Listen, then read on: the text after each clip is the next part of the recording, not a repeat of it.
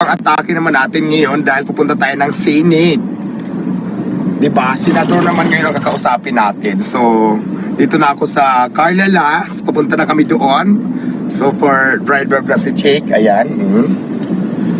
Tingin ka naman dito, mag-shoutout ka naman. Shoutout sa inyo mga viewers. Ngayon medyo kinakabahan ako kasi diba, Senado naman itong pupuntahan natin. So, ito na.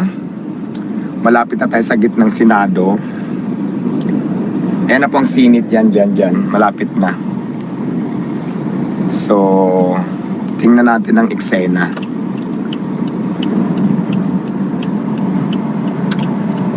Ayun na siya, malapit ng Senado. Papasok na kami. May mga pulis, syempre. Nasa Senate na ako, nakita ko Sir Anjo. Hi! Maganda ba ako, Sir Anjo?